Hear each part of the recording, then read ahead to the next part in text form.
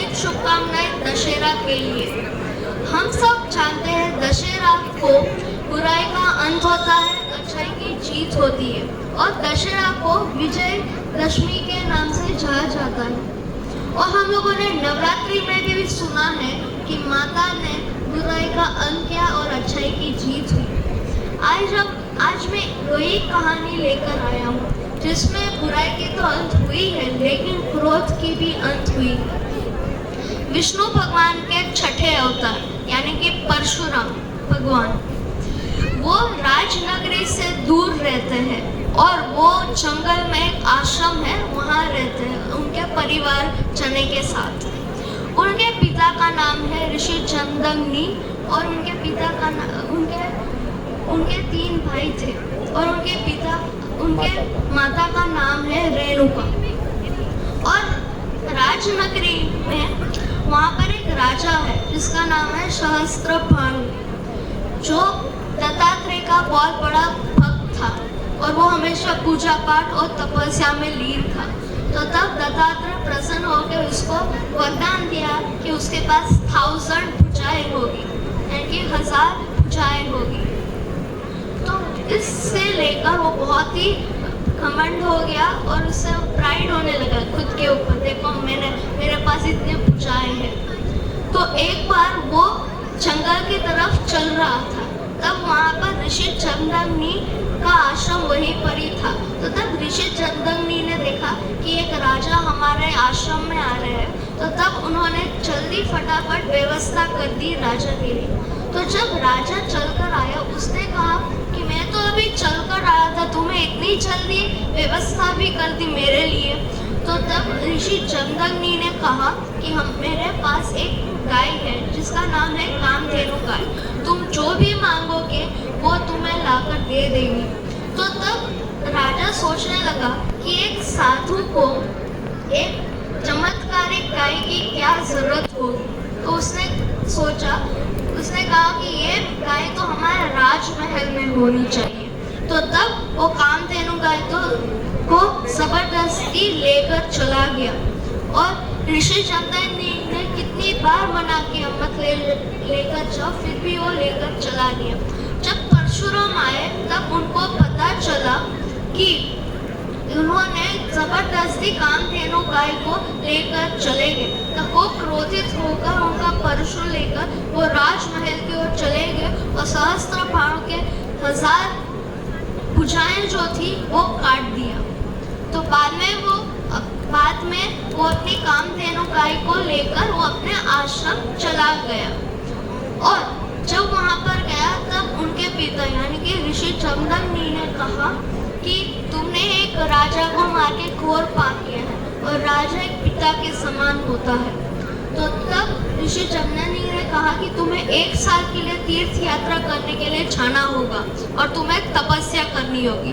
तो तब परशुराम भगवान उनके 1 साल तक उन्होंने तीर्थ यात्रा की और महेंद्राचलम पर्वत जो था वहाँ पर उन्होंने तपस्या की थी। बाद में जब वो 1 साल हो गया था, जब वो अपने आश्रम की तरफ आ रहे थे तो तब वहाँ पर आरती का समय था, इवनिंग हो गई थी। तो तब ऋषि जमदग्नि ने कहा उनकी पत्नी को कि तुम जाके गंगा नदी के पास गंगा जल लेकर आ जाओ। जब वो वहाँ पर गई तब वहाँ पर नदी के पास गंधर्व जो थे वो अप्सरा के साथ लीला कर रहे थे। वो देखने में ही उनका समय व्यतीत हो गया। तो तब ऋषि जमदग्नि को पता चल गया क्योंकि उनके पास बहुत ज़्यादा ज्ञान था। वहीं पर बैठे बैठे उनको पता चल गई ये बात सुनकर वो बहुत ही क्रोधित हो उठे। तब उन्होंने उनकी पत्नी को कहा कि तुमने घोर पाप किया, तुम्हें तो मार देना चाहिए। तो तब उनके 3 बेटे को कहा कि तुम अपनी माता को मार डालो। तो तब उन्होंने मना कर दिया कि नहीं, हम नहीं कर सकते। तो तब परशुराम आए और तब जब वो तीर्थ यात्रा से वापस आ रहे थे तब उन्होंने कहा कि तुम अपनी माता का सर धड़ से अलग कर दो। तो तब बिना किसी सोचे समझे उन्होंने अपने 3 भाई और उनकी माता का सर धड़ से अलग कर दिया। तो तब ये बात सुन के ऋषि जमदग्नि बहुत ही प्रसन्न हो गए और तब परशुराम को कहा कि तुम्हें क्या चाहिए वरदान। तो उन्होंने कहा कि मेरे 3 भाई और माता को जीवित कर दो और उनको पता नहीं होना चाहिए कि मैंने उनका सर धड़ से अलग कर दिया। और अब हम तो तब फिर क्या हुआ, और दूसरी तरफ राजमहल में उस राजा की मृत्यु हो गई थी और वहाँ राजा के जो बेटे थे वो ये बात से बहुत ही नाराज थे और गुस्से में थे और ये बात वो सहन नहीं कर पाए। तो तब वो आश्रम में जाते, आश्रम को जलाकर राख कर देते हैं और तब ऋषि जमदग्नि तपस्या में लीन थे। तो तब उनके बेटों ने ऋषि जमदग्नि का सर धड़ से अलग कर दिया। जब ये सब हो रहा था तो तब परशुराम की माता ने कहा कि ऐसा मत करो, फिर भी उन्होंने उनका सर धड़ से अलग कर दिया। तो जब उनकी माता जोर से चिल्लाई परशुराम, जब परशुराम आए और उनको ये बात पता चली, बहुत ही क्रोधित हो गए। वो राजनगरी में गए और सारे क्षत्रियों को मार दिया 21 टाइम्स। और तब वहाँ पर एक क्षत्रिय था, वो अभी छोटा बच्चा था। तो तब उनकी माता ने उसको छुपा दिया और उसी बच्चे की वजह से अब तक क्षत्रिय का वंश आगे बढ़ रहा है। ना वो नहीं होता तो आज क्षत्रिय वंश नहीं होता।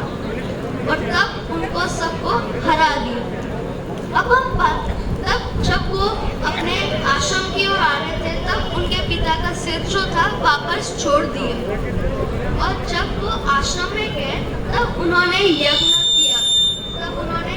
किया था, क्योंकि वो यज्ञ बाद में सप्त ऋषि को अर्पण हुआ।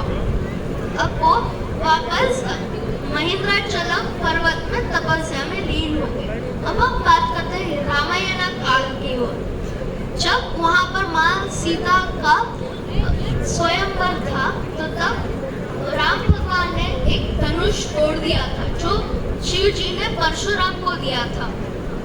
तब परशुराम की जो वहाँ पर पर्वत में तपस्या कर रहे थे उनकी तपस्या भंग हो गई और वो चले गए जनकपुरी की ओर। वहाँ पर राजा जनक को कहते हैं कि कौन पैदा हो गया जो मेरा धनुष तोड़ सके।